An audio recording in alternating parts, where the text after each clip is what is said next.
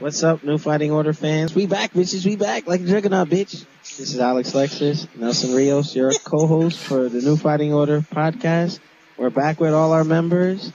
We had to hit another topic, but, considering that we don't want to, piss off the ADD guys who can't sit and watch things for too long. So, here we go.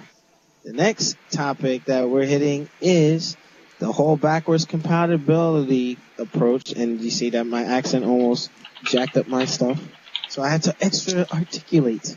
So, anyway, backwards compatibility that's going to, we can speculate on the next Xbox. And DeMizzle has a lot of information and theories as to why it's going to be backwards compatible and how Sony's approaching their backwards compatibility. Now, Sony, in the beginning, when backwards compatibility became a major thing, okay, Sony, I believe, had done it the best.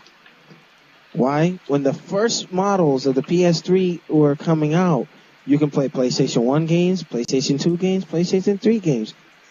Yahtzee, that was perfect. But as time went along, as all of you know here on this panel, Sony started fucking it up. You will have some systems that can play PS1 and PS3 games. Then you have systems that are playing PS2 games, PS3 games, and then you had systems that are flat out not backwards compatibility at all. I mean, like, what the fuck? Sony did it good in the beginning. Maybe it was costing them too much to put the CPUs and processors on the board. Who knows? But now, after the Sony conference, after watching a couple of other videos from other shows, I've come to see that, okay, Sony's handling the backwards compatibility all download. It's all digital. Now, here's the problem with that. My experience, and those of you who think I have a bone to pick with Sony, I don't. I just call it like I see it. Just like we were saying in the last podcast, Microsoft is fucking up. Microsoft, don't do it. Don't do it. Anyway, I have my PSP, right? There are certain games on my PSP I wanted to play on the PS Vita. Guess what? In Japan, you had a way to transfer the UMD disc into a particular download where you can port it over to your Vita. Japan only, right? You come over here, they don't have that anymore. Okay, why the fuck not? Because the games are cheaper online and you just re-download them. They're only like $4 or whatever. Alright, fine, whatever. You go and try to download a particular game. Good example, Guilty Gear fucking Judgment. I have that on my PSP, but can't find the shit on the PSN to download on my PS Vita. Alpha Omega Sen made a good point. What happens when those games aren't available on PSN to download? And it might be one of your favorite games. You know what I mean? The way that they're handling that type of backwards compatibility is not good. I believe that they need to reconsider this whole download thing and just make it where, the main topic is the PlayStation 4. The disc that you have, give them value. Give them value, just like when the first PS3's models came out, and you can take those same discs, stick it in the system, and it will work. Okay? So, that's just my point on it, but I'm going to give Nelson the floor, and like we were doing before, go around the table. But Nelson, what do you think about how Sony's going to be handling the backwards compatibility? Oh boy, this is something I've been trying to jot in my head for a long time now. How is Sony trying to promise backwards catalog from PlayStation 1, 2, 3, PSP, and PS Vita, all on the PlayStation 4? You're talking about well over more than I can compensate. Like, for real, there's no way in hell Sony's gonna pull this off. I'm sorry, because one, that is especially with the PS2 library Yeah, alone, the PlayStation 2 library alone. That's gonna be a tough feat exactly. So to I step over. honestly I would like to see Sony try this so I can get some of my old PlayStation 1 games back, some of my old PS2, and so forth. But they either one have to do what the original Xbox 360 did and only try to emulate as many games as they can possible based on popular on demand votes that it got for some of the games that it was backwards compatible with, or just keep doing what they've been doing and just make everything a microtransaction download, but slowly progress like a weekly or bi-weekly catalog where you can keep bringing out these games. Like, probably 1 week would be PlayStation, 1 week would be PS2, 1 week would be PS3, and keep it going like that. Because trying to do it all and condense it before launch date of November or December of this year, you're fucking out of your mind. I'm just saying. Yeah, it's not gonna happen. It's not gonna happen unless they were working on it for some Yeah. time. But that's a lot, and that's not to say Sony can't do it because like I said, the first model PS3s did just that. It did just that, but that doing it like where you have to re-download and re-buy stuff, and like on your niece said in the last podcast, some things aren't gonna transfer over. Fuck that. I'm not paying for something twice. Stone Cold style. Nah. So, Brother Luke, what are your thoughts on that? Hell Well, no. bottom line is, really, yeah, that whole rebuying thing. Again, you're devaluing my money. You're basically saying you spent this money and now you're pissing in the wind. And once again, GameStop could be a savior here. I mean, I get it. Let's say I get a PS4, but I have 40 PS3 games. Do I really want to sit there and have two consoles hooked up and have to jump back and forth? They're made from the same company. Mm-hmm. If I buy a car and I buy a toolbox, and those tools work for any car that I'll buy. You know what I mean? Especially if it's from the same company.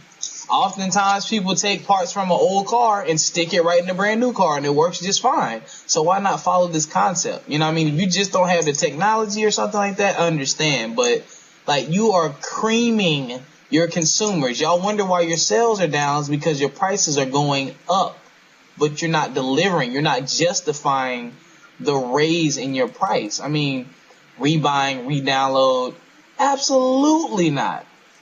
Personally, since I don't have a PS3 or a PS3 library, I think that'd be pretty cool because, yeah, I can go back and download it. But what about the people who have been faithful to you guys all along from PS1, PS2, I stopped at PS2, and PS3? They have this collection of games, and all the discs are useless without the original consoles. I don't think that's cool. Yeah, that would hurt. But, Brother Noob, if they do pull it off with some of the Class A titles, and let's say Microsoft does fuck up, and we're on the Sony system, please get Metal Gear Solid 4. You owe it to yourself since you're a fan to play that. That's the only reason why I got a PlayStation 3. I'm sorry. The only thing that held my interest. But shifting gears, Demizzle, what are your thoughts on this whole, the way that Sony is going to be handling the backwards compatibility? Well, the reason why they can't do the disc-based backwards compatibility between the PlayStation 3 and PlayStation 4 is because they're going to a totally different architecture. Like, they're moving from the cell processor to a more PC-style processor to an x64-based processor. So make it easier to develop for, which was the issue with developing on the cell. It's easier to develop for, but you can't make it backwards compatibility. So that's the reason why they're having, if you want to play your PlayStation 3 games, you're either going to have to rebuy them on a PlayStation 4, or you're going to have to keep your PlayStation 3 and play them that way. So essentially you're going to have to end up owning two consoles, whether you like it or not, or spend money again that you spent before. Not as much money, since they'll more than likely offer the games at a discount, but you're still going to end up paying more for a game that you already own. In essence, you'll end up owning it twice, especially if you want to play something like Street Fighter 4 on your PlayStation 4. Like, cause like that's the thing. Like, you can't use PlayStation 4 at fighting game tournaments right out the gate because unless they buy Street Fighter 4 for every console through the PlayStation Network, which I doubt they're going to do, there's no way to do that on the tournament scene. So that's where they're at with backwards compatibility in terms of the PlayStation. In terms of Microsoft with their specs, they're going from an x64 architecture with the Xbox 360 to x64 architecture with the new Microsoft machine. So in theory, they can do backwards compatibility, full hardware backwards compatibility with the Xbox 360 to the new system, because the new system will be 8 cores while the Microsoft Xbox 360 is 3 cores. So they'll be able to do it. The question is, will they do it? And if they want to retain a lot of their customers who've built up a lot of goodwill towards Microsoft by buying their games, I think they'll go that route by making it fully backwards compatibility, because now they have the direct tools to make that happen. You know what? And I'm glad that you mentioned that, because it looks like Microsoft is in better position to do that as opposed to Sony. Unfortunately, Sony looked like they uprooted everything from like how they were on that Linux-based cell processor OS, and now they literally have to start anew. So me saying, hey, Sony is stupid for that, you know, that's why I like talking to the staff, because it's a stupid and a smart decision by Sony at the same time. It's stupid because you risk alienating those PlayStation fans that have built up these massive libraries of games, like 20, 30, 40 games strong, and they may want to play them on their PlayStation 4s but can't. So they have to keep the old console. But it's smart because you've earned a lot of goodwill with the developers, because the developers' chief complaint about the PlayStation 3 was that it was too hard to develop for. There was no unified tool set, and it took too long to develop. That's right, literally what it boiled down to. Because they had to make the custom tools in order to develop for it. They couldn't use pre-existing tool sets, or they had to port over stuff like Unreal Engine 3. They had to make a PlayStation 3 version of it because they couldn't use the Microsoft iteration of Unreal Engine 3 like the Xbox 360 could. So they built up a lot of goodwill with developers by making it a PC-based architecture, but they're going to alienate a lot of their fans by not allowing them to play backwards compatibility with discs they already own. Mm-hmm. Okay. On your knees, what are your thoughts about the whole backwards compatibility? Freaking accent. Anyway. Well, backwards compatibility. Oh, please. I'm the one that's been drinking. You're the one that's stuttering. For sure, Alex. For sure. I mangle my words. You see, this is the last of the wine I have tonight, but yes, I don't have a wine glass. They're too poor for wine glasses. By the way, at New Fighting Order fans, we do not condone alcohol. You know, on your knees is crazy. Hey, just wait, I condone alcohol 100%. Damn, hold on. Relax. Disclaimer. We're not advocating. Well, we're not saying you should go and drink. You know, this is a video game podcast show. On the freaking podcast. You know, we're all over the place, and you know. So, on your knees, what are your thoughts on the backwards compatibility and how both systems? Sure. The build on Dave's point. Sony could have built in the emulation if they really, really wanted to. But what happens is when you drastically change the hardware, you have to build the emulation software to handle that. There was, like you said, I don't know too much about PS3, and I had no interest in it. There was only a few games I wanted for it, and didn't drive me enough to get it. But they could have built a chip into the new PS4, where it would have emulated the original PS3 systems. The problem is, I read an article some time ago where in order to emulate an SNES perfectly, now you're talking a console that's 15 plus years old, to emulate it perfectly, you need a 3 gigahertz chip on your computer, which is fucking crazy in terms of why would you need something that potent to emulate it. It was a completely different architecture and all this other stuff that goes into it. So it's more than likely where Sony just couldn't hack it. they couldn't make it so that the PS4 could emulate it properly without much more time investment that they were willing to put into it. So that's why they, pushed it off the table and just went ahead with what they're planning to do, where no backwards compatibility at all, which, in a technical standpoint, which it makes sense to me.